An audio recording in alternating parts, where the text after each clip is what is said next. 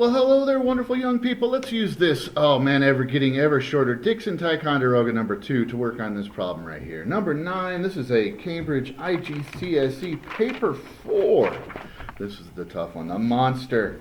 This is the Soul Crusher, paper 4. Look at that. This is from 2014. It's a 2.5-hour test worth 130 points. If you are going to pass your Cambridge IGCSE end of course examination, this monster you have to be able to do. So this is a fantastic study or practice resource, these old tests, so you should knock them out. And what we're doing in this series of videos, we're just going over each problem one at a time. So this one involves functions and algebra and all that kind of happiness, right? I don't think we're going to need a calculator for this, so let's just dive into it, shall we? So first up, Buttercup. It says, for number 9, it says we have these functions, f of x, which is just linear. This one's rational, g of x, and h of x, which is exponential. By the way, after IGCSE, you're going to start graphing functions like these and doing some things with them. But for now, let's get to it. It says f of 4. So all you got to do is plug in 4, right? It's only worth 1 point. So it should be a pretty basic calculation. So 2 times 4, which is 8 minus 3, that is famously known as 5. Wow.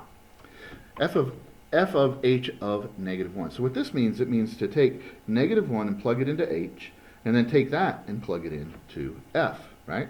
So and this one's worth 2 points right here. So 3 to the power of negative 1, that's 1/3, right? So we got to plug that in, that's h of negative 1, right? So we got to take that value, plug it into f. So f of 1/3 is going to be 2 times 1/3 minus 3, right? Not 2 and 1/3, 2 times 1/3. So that's 2/3 minus 3. So that's 3 and 1/3, or, 10/3, something like that. Oh, almost made a silly mistake. It is negative. Ooh, man, I don't know how I caught that it was negative. I got lucky on that one, I guess. Ooh, man, got to be careful. That makes me sad. All right. This says f to the power of negative 1. Find f of negative 1. So it's funny they put this word here, or this here, because this is in English the same thing that this is in math. Math is a written language, so yeah.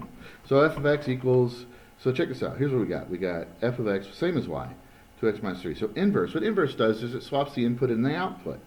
So what we've got to do is swap the input and the output, the x and the y, and then we solve for this, you see? So we're going to subtract 3, we're going to divide by 2. So x minus 3 over 2. Boom, done. Excuse me. Not a COVID cough, I promise. All right, now, f of x. That means you take the function f and you plug it into itself.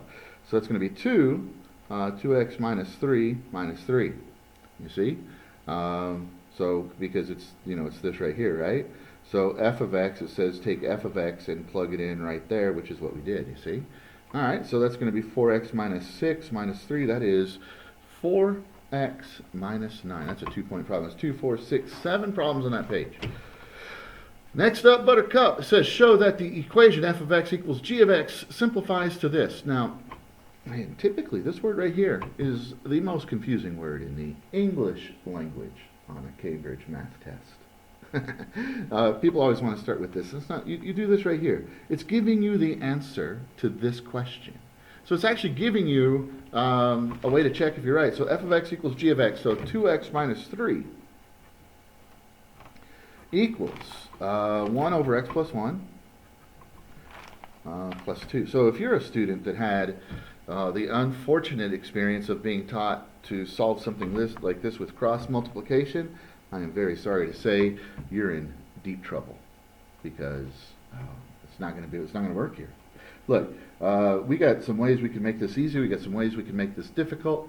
Let's do this. Let's get this 2 on the other side by subtracting it. So it's going to give us 2x minus 5 equals 1 over x plus 1. Yeah. And now let's multiply both sides by x plus 1. X plus 1. All right. Now when we multiply this out together right here, we're going to get 2x squared minus 5x plus 2x minus 5 equals 1. So we're going to subtract 1 from both sides. We're going to combine like terms. We're going to get 2x squared minus 3x minus 6 equals 0. Boom, done. That's 3 points worth of work right there. Fantastic. Now, 3 points is a lot. You know, it's a 200-point test. But let me tell you guys this. 2 years ago, I had a really great group of students, and we had 4 A stars. A stars is the top 1% internationally. So A star is fan-freaking-tastic, right? I also had that same group. I had 4 students that were less than 3 points away from an A star. That's crazy. Out of a 200-point test. So take your time, be careful, pay attention to getting those points, show your work. Next up says solve this equation, give your answer correct to 2 decimal places, showing all of your work. Oh man, this is worth 4 points. This is the easiest 4 points you're going to get. You see right here it says to 2 decimal places. That means you are going to be using your good old buddy, the quadratic formula, which means we are going to be using a calculator. I lied to you at the beginning of the video.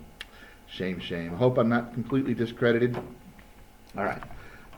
Even if you know the formula really well, do yourself the favor of writing it out.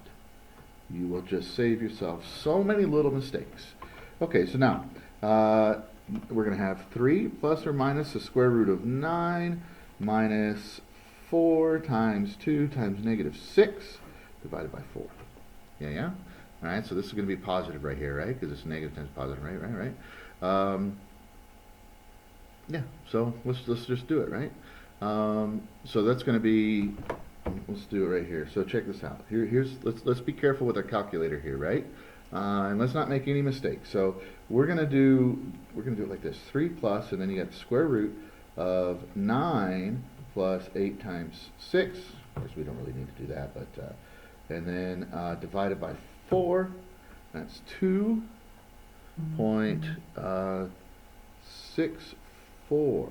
Because you see it said correct to 2 decimal places, right? 2.64. Now, for the sake of time, I'm not going to do that again. But what I would do, if I was taking this test for myself, I would actually change up the I would change up the order in which I did that just to make sure. So I would do the square root, add 3, whatever, right? But just double check is the moral of the story. Double check, do it again, do the calculation again on your calculator. So the next one.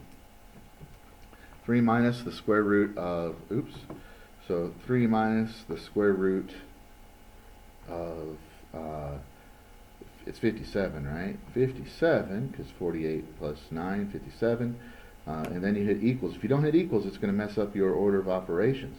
Divided by 4, and we get negative 1.14. Negative 1.14. Yep, there we go. So it said show all the work. So what I'm going to do is I'm going to do this right here. I'm going to do 3 plus square root of 57 over 4. I'm going to do 3 minus the square root of 57 over 4. That's my work. I think that's good enough. Should be. Last one says to simplify. Oh man, these kill me. These kill me because these are so easy. And people mess it up. They do this right here. They go, oh look, x squared divided by x squared, that's 1. They don't even write 1. They just say, oh, it's disappeared. Oh man, that makes me so sad. We're going to factor this. Look, x minus 1, x minus 2, boom, done. This one, x minus 5, and no, x plus 5, x minus 2. And look at this, that reduces with that. You have x plus 5 in the numerator and x minus 1 in the denominator, or in the numerator. So our answer is x minus 1 over x plus 5. Man, what a fancy pencil that is. Hashtag not sponsored. Hope you guys are having a wonderful day. Until next time, peace out, math gangsters.